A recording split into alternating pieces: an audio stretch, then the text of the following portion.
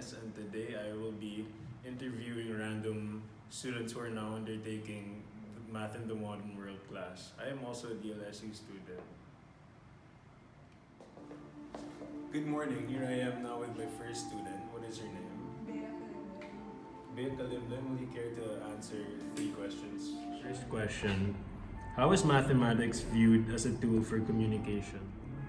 Mathematics is used as a tool for decision making in ways such as the game theory, which is a study of strategic interaction between players in a game that contains a set of rules and a set of outcomes. It is also used in voting and different methods to decide for a democratic society. Thank you for that, Bea. And for my second question, what is or are the significance of coding theory and cryptography in the modern world right now? Coding theory and cryptography are two well-known areas of information security, as both are necessary for today's technology-oriented, online-based world. Coding theory is associated with data compression, error-correcting codes, and cryptography. Objectives of modern cryptography include confidentiality, data integrity, authentication, non-repudiation, and secret sharing. Protecting information is vital to our way of life. Coding theory, along with cryptography, is important in achieving this and offering valuable protection against things such as fraud and identity theft. Thank you for that, Bea. And for my last question, how is mathematics used as a tool for decision making? Mathematics is viewed as a tool for communication to improve the general communicative skills of a person. It is a discipline-specific language, and math is an area in which one can learn oral and written communication and can learn to think using the vocabulary, symbols, and idea of the language of math. Good morning, I'm back, and here I am with our second student. What's your name? Jessica Koseng. Good morning, Cheska. Would you care to answer 3 questions? Sure. Question for you is, the solution concepts learned in game theory are maxim-min solution, Nash equilibrium, and dominant strategy equilibrium. What do these solution concepts teach us to help in arriving correct decisions in life-changing moments? These solution concepts are very useful in our everyday life. Just like in decision making, in like what to wear, what to eat, and what channel to watch in the television. We do not realize that math is practical in our everyday lives. But after taking this course, I now realize that math is practical and we use it every day. Discussing. And for my second question, since the election season just ended, what would be an appropriate voting method that must be applied in our electoral system so that the results would be regarded as fair? Please explain. For me, it would be the majority criterion because it states that if the candidate receives majority first place votes, he or she is declared the winner. Automatically. That again, Ms. Koseng. And for my last question for you, how do you see your financial status 5 to 10 years after graduation?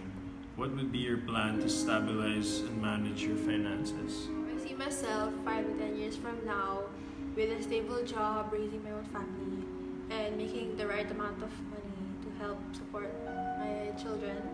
And I plan to manage my money by prioritizing my needs over the wants, like our food, groceries, the bills, the rent, and just, yeah.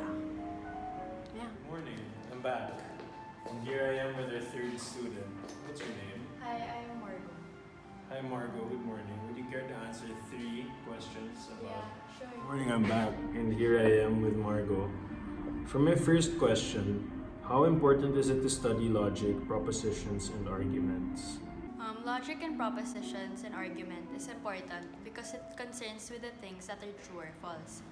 It is concerned with the laws of truth, which is very helpful for us in facing the real world. Since logic can be applied across the board, from math, science, language, law, computers, programming, and digital circuits, logic's applicability is limited only by the person's ability. Without applying the effect of logic, you wouldn't know the difference whether an argument is valid or not. One's thinking would not be clear. Without it, you wouldn't be able to spot fallacies. If you learn logic, you will be better prepared to verbally defend yourself. For example, there were two people talking and were giving assumptions about something. That led to miscommunication because the other girl did not conclude what she said. Efficiency is making you be more effective at any task you are given. You'll be able to solve complex problems by dividing them into simpler problems. Ways to be efficient is to use appropriate communication, give everything a proper place, break tasks into smaller pieces, and make fewer decisions.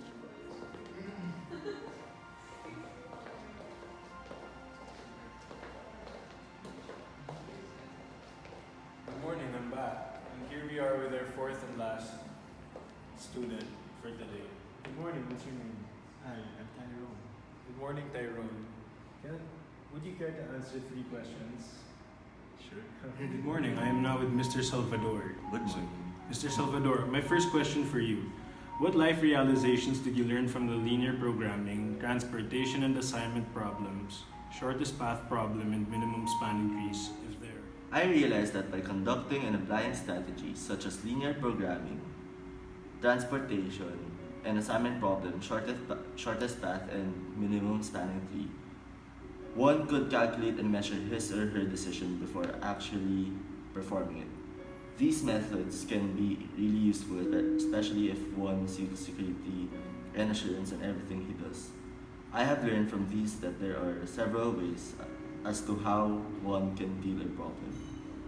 And in these ways, there are some which may be less complicated than the rest. For that, Mr. Salvador. And for my second question, do you think that the arts is a field that can be measured? Why or why not? I can say that art has mathematics in them, but it does not necessarily mean that everything within art is measurable. Musical pieces and famous artworks have mathematics, but people tend to look at these art forms as things that appeals to the senses. Parts of art may be measures, but it is important to know that it meant to be appreciated and not calculated. Mr. Salvador. And for my last question, do you think that everything in nature has mathematics in it? Why? I can say that art has mathematics in them, but it does not necessarily mean that everything within art is measurable. Musical pieces and famous artworks have mathematics, but people tend to look at these art forms as things that appeals to the senses. Parts of art may be measures, but it is important to know that it meant to be appreciated and not calculated. How about you, Mr. Newscaster? Can I ask you 3 questions? Yes. Good morning, I am now with Mr. Valdecanias, and this is my first question for you. Are the lessons in math in the modern world easy or hard to understand? Cite particular lessons. Easy or hard? Depends on which lessons these are. But then I'd say that most are easy to learn if the student's willing to learn. The easiest lesson for me is consumer mathematics because it's basically buying and selling in real life situations. And for the hardest one for me, I'd have to say it's linear programming.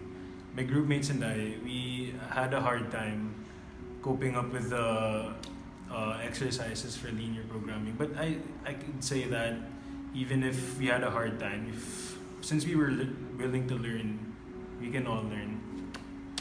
Thank you, Mr. Valdecanias, for your answer. And your next question is, what is your most favorite and least favorite topic in math in the modern world, and why? For my favorite topic, even though it wasn't the easiest for me, it's because I found it interesting, would be game theory. Under game theory, I learned that there are subtopics which are complete and incomplete games, imperfect and perfect games, and sequential and simultaneous games.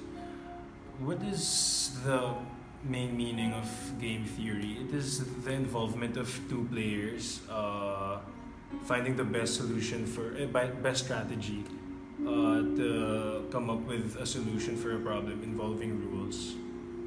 So for my favorite, it would be game theory. And for my least favorite, I think I'd have to go for shortest path. Even though it's not the hardest one, for me it's the most complicated one because it takes out of all our lessons in the whole course, it's the lesson that takes the most time to solve each question, each problem. If you make a mistake in one, like throughout the whole process of solving the problem, if you make a mistake, everything else afterwards falls as a mistake as well. And that's my least favorite. Good answer, Mr. Valdecañas. And now for your last question. Did you enjoy this course? Do you have any suggestions in the presentation or delivery of the course content, and course requirements? Did I enjoy this course? Of course I did.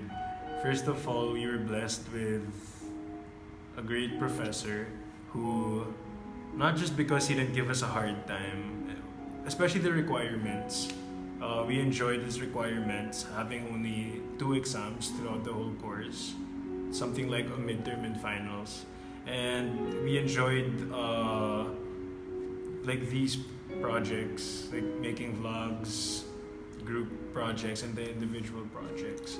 And for like throughout the whole course, the lessons he gave us were we were all interested whenever a lecture would come up. Maybe because he taught it in a way that we'd be interested. Do I have suggestions for the following students who are going to take up this course? I think my main concern is that maybe it's going to be easier for them to learn if more activities would be added throughout the lectures instead of the basic note-taking classes every session. That's all.